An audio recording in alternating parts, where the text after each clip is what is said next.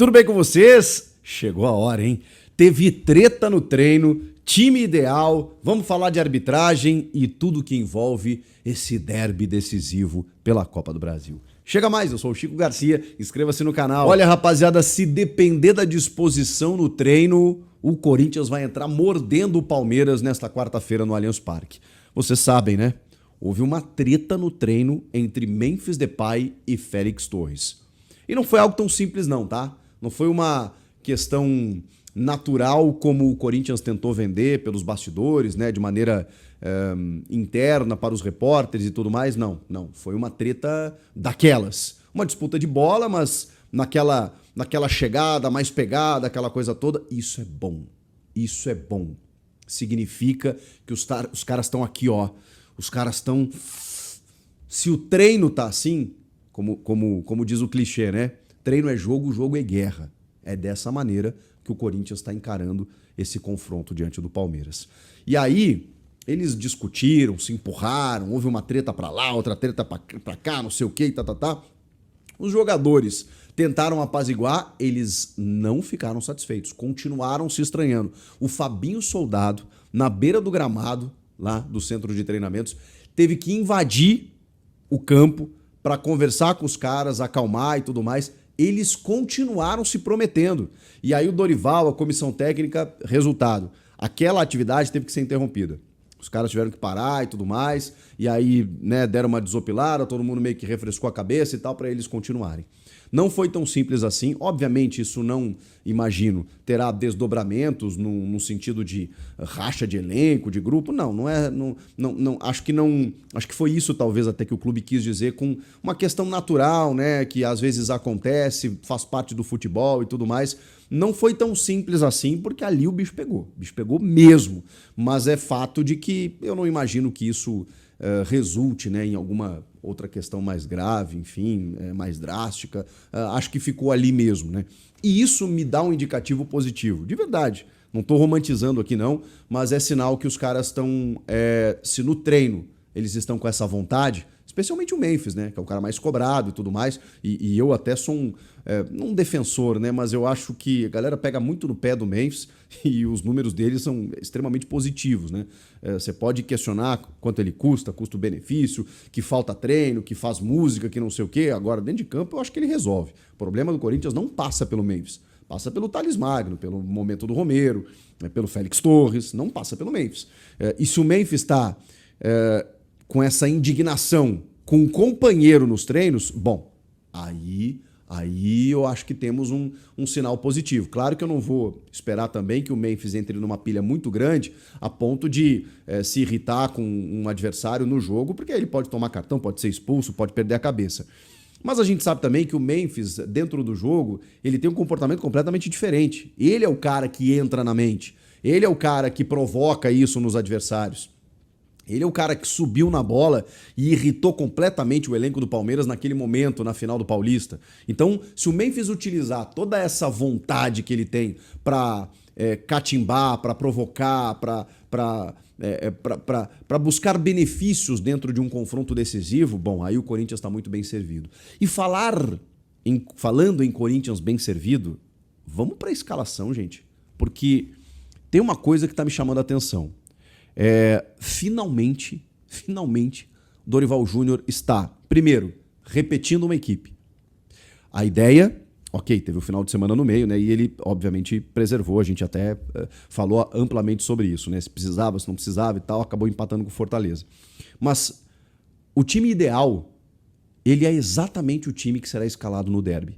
E é exatamente o time que venceu o Palmeiras no primeiro jogo. Por 1-0 e poderia ter vencido por mais, não fosse o pênalti defendido pelo Everton na cobrança do Yuri Alberto. Ou seja, você tem Hugo Souza no gol, Mateuzinho e Matheus Bidu nas laterais, você tem Gustavo Henrique e André Ramalho na defesa, e você tem um meio-campo com o losango de Ramon Dias.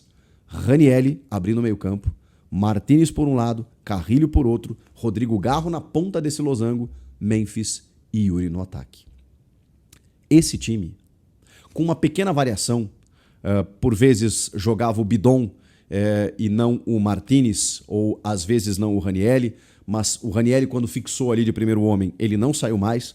Então, muitas vezes jogava o Bidon e não o Martínez, porque o Martínez às vezes caía pelo lado direito, justamente na vaga do Carrilho, e não pelo lado esquerdo onde ele está jogando hoje. Mas com essa pequena variação, esse time, inclusive com o Matheus Bidu jogando bem na lateral esquerda, com o Mateuzinho na direita, com essa dupla de zaga, Gustavo Henrique e André Ramalho, esse time, gente, esse time conquistou 9 vitórias seguidas no Campeonato Brasileiro.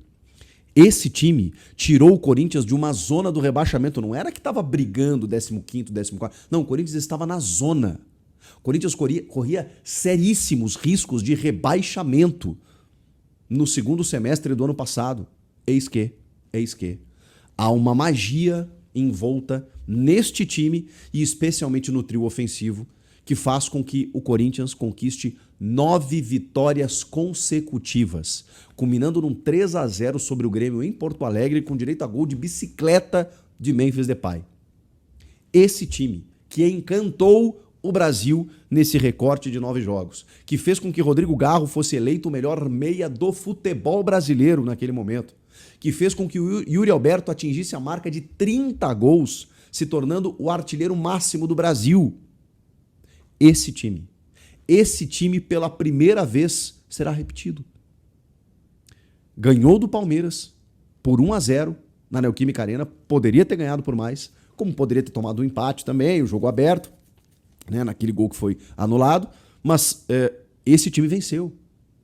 E esse time vai encarar o Palmeiras agora no Allianz Parque. Inclusive o Martínez chegou a ser dúvida por conta de um desconforto muscular que ele teve no treino, mas ele começou a atividade, no começo da atividade ele teve esse problema e depois ele retornou, o que, imaginamos, não seja um problema para a escalação. Não sendo o Martínez, acho que o Bidon joga por ali. E aí realmente aconteceria o mesmo que no ano passado, né? Quando algumas vezes o Martínez não jogou e entrou o Bidon. Acho que o Martínez dá um poder de combate maior, né? Ele marca mais, mas o Bidon entrou bem, tá? No segundo tempo do primeiro jogo.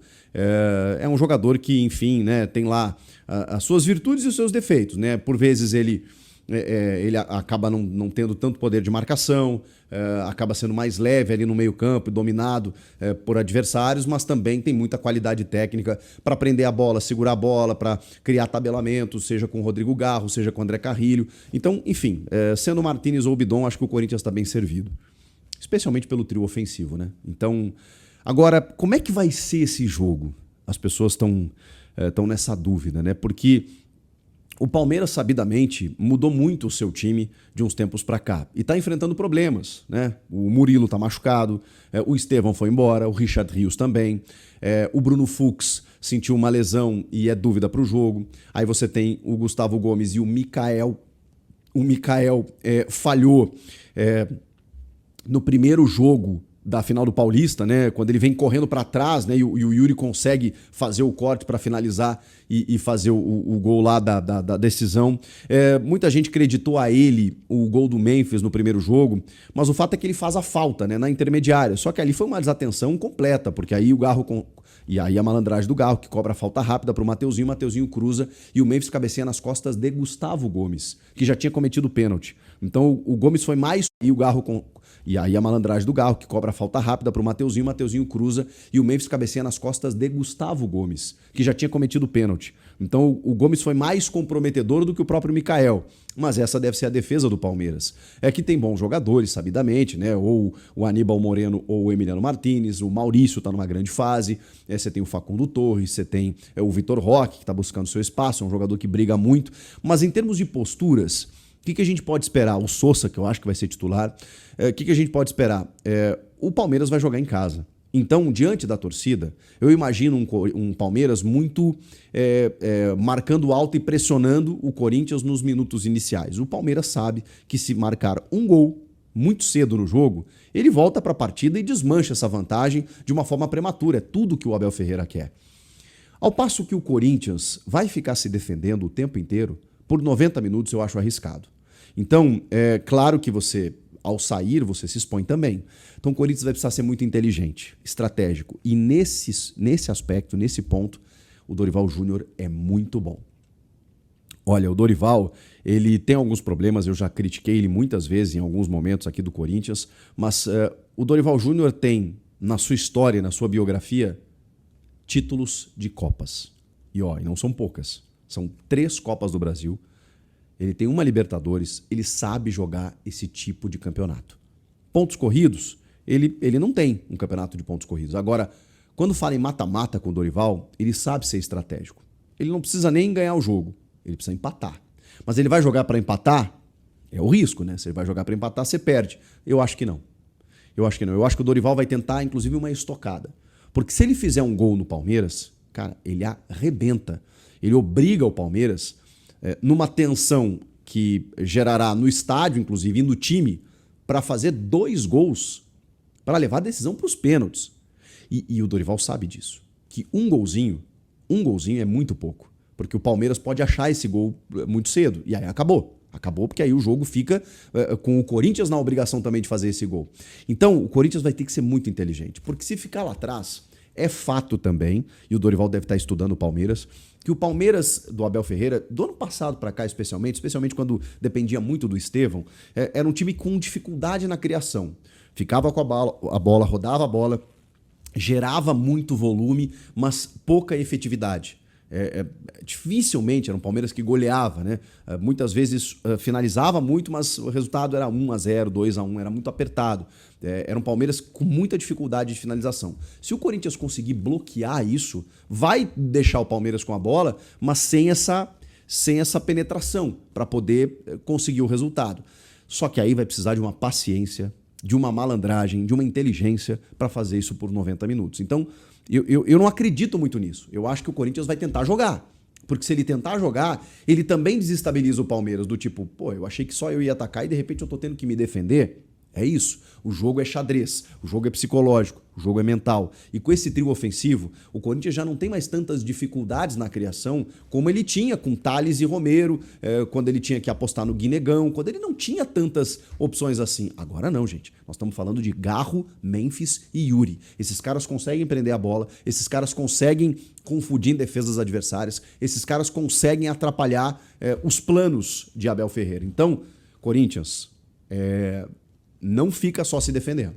Se o Corinthians conseguir, nos primeiros minutos, inclusive, tirar essa bola, esse conforto do Palmeiras, o Palmeiras talvez demore a entrar no jogo. E aí, quanto mais o tempo vai passando, com a vantagem sendo corintiana, eu acho que o Corinthians tem grandes chances de pelo menos sair com um empate, né? E buscar essa vaga. Não vai ser fácil. O Palmeiras é um time que está acostumado a decisões. Abel Ferreira também deve estar estudando muito o Corinthians, de que maneira ele consegue superar. E quando você fica, né, permitindo com que o adversário fique na volta da tua área, eu sempre falo isso, né, cara? É um convite à aleatoriedade. Porque aí um chute de média distância pode desviar em alguém entrar, pode bater na mão de um zagueiro e o árbitro marcar pênalti, pode acontecer de tudo. Então, quanto mais essa bola estiver longe ou neutralizada, se você não controlar a bola, controle o espaço. Eu acho que aí o Corinthians tem mais chances.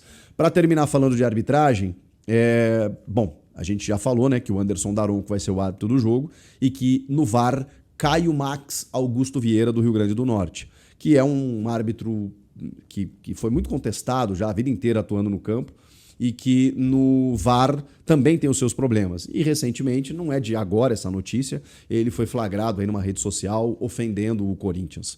O Corinthians entrou com uma representação, né, um protesto, um ofício na CBF, pedindo a desconvocação dele, a tirada, né, da escala, e a CBF não atendeu. E aí é um problema, né? Porque agora qualquer decisão que ele tome ou não tome, que seja favorável ao adversário, o discurso está pronto. Se for uma decisão favorável ao Corinthians, o Palmeiras vai dizer que foi por conta da reclamação do Corinthians. Então, o melhor era não ter escalado, né? O melhor era não ter colocado um árbitro que já tinha um histórico, enfim, de ofensas contra um clube, tinha um conflito de interesses aí, não teria por que escalar. Mas a escala está pronta, está feita e agora vamos para o jogo. O que vocês acham que vai acontecer? Que rufem os tambores. Depois do jogo eu estou aqui de volta.